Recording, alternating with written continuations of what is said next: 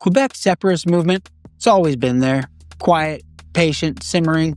Now, in 2025, it's starting to stir again. But it seems the independence movement is once again gaining ground with more and more support from youth. I feel personally more attached to Quebec than Canada. Quebec just officially announced it's exploring a sovereignty referendum. Premier Legault basically told Ottawa, "We're done," after Carney ignored their demands. But here's the crazy part. They're not just talking independence anymore. They're talking about a much bigger move. If Quebec decides to be on their own, they can do it. I can definitely think they can do it though. Frankly, I've been tracking Canadian politics for years, but nothing prepared me for the constitutional earthquake that's currently splitting this country apart. Quebec didn't just wake up one morning and decide to explore separation. This is the culmination of decades of federal negligence wrapped up in a perfect storm of cultural betrayal and economic frustration. We don't shut the gate. This is not true. We are lowering our goals, our scenarios. Behind the scenes, something far more dramatic is brewing. Support for independence among French-speaking Quebecers sits at a staggering 45%, but that's not even the shocking part. Political insiders are quietly discussing whether Quebec could skip traditional independence entirely and pursue something unprecedented, joining another federation as its 51st member. The very mention of this possibility has sent shockwaves through diplomatic circles from Quebec City to Washington. Quebec has always been different, French-speaking, culturally distinct, and often at odds with decision-makers in English-speaking Ottawa. Mark Carney's response to Quebec's constitutional rebellion? Crickets. Absolute radio silence while Premier Legault methodically builds his case for departure. I think this perfectly encapsulates how disconnected Ottawa has become from the provinces that actually generate Canada's wealth and cultural identity. Quebec is looking at cutting down the number of permanent immigrants to as low as 25,000. That's less than half the number the province currently takes in. Immigration has become the nuclear trigger that Quebec won't tolerate anymore.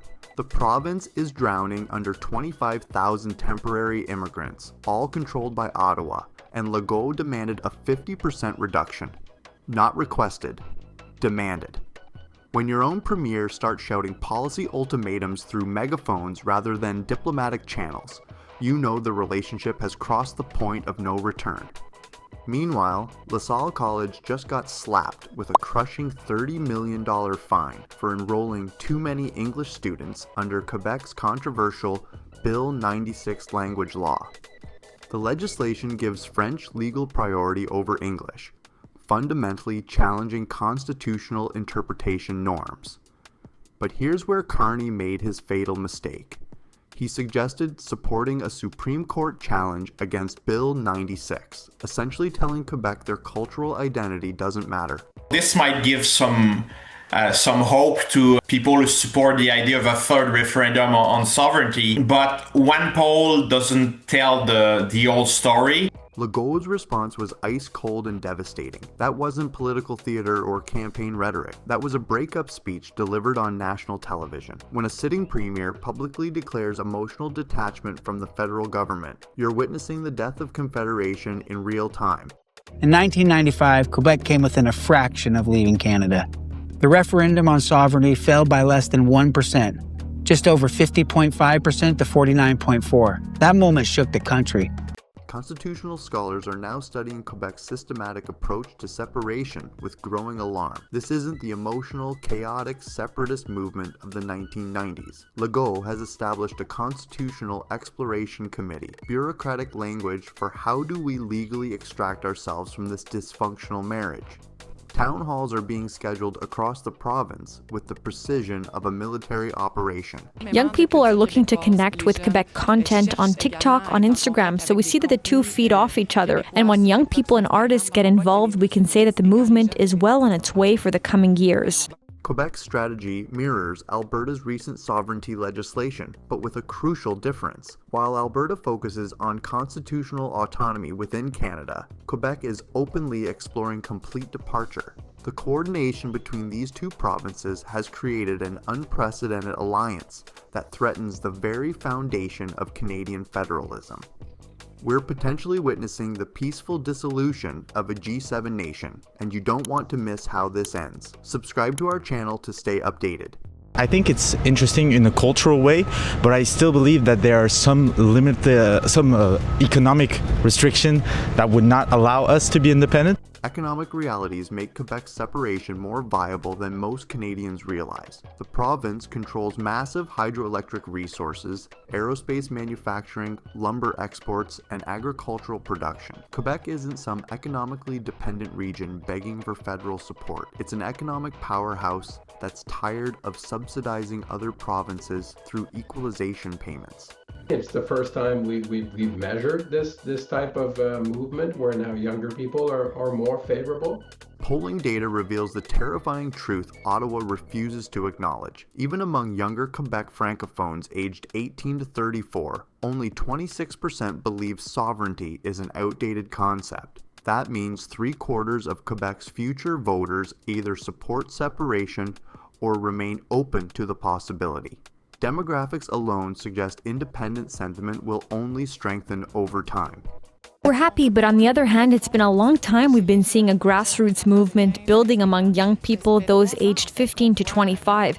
International observers are taking Quebec's separation threat seriously because the province has credible alternatives to traditional independence. Rumors persist about exploratory discussions with other federations, creating leverage that previous sovereignty movements never possessed.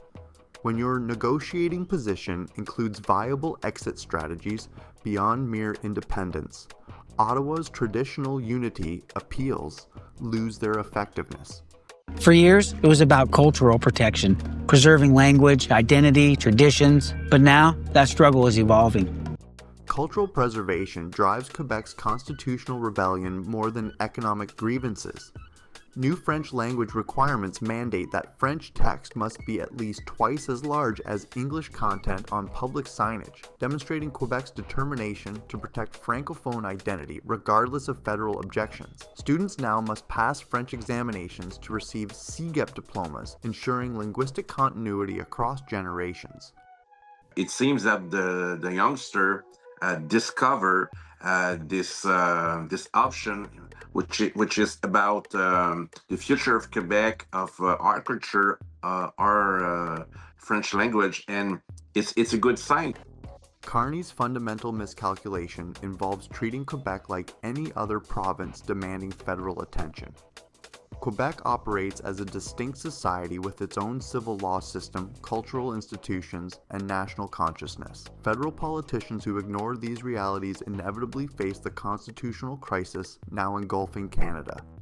Quebecers are watching the federal government fumble its way through trade crisis, inflation, and energy battles, and they're asking, why stay in a system that doesn't work?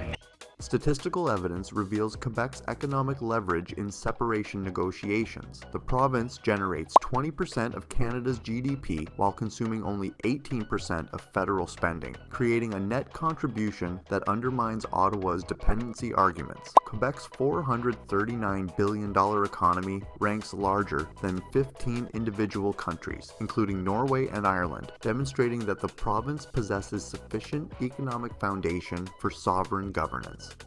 We've already seen Alberta challenge the federal government. Now Quebec might be next. Provincial unity between Quebec and Alberta creates nightmarish scenarios for federal strategists.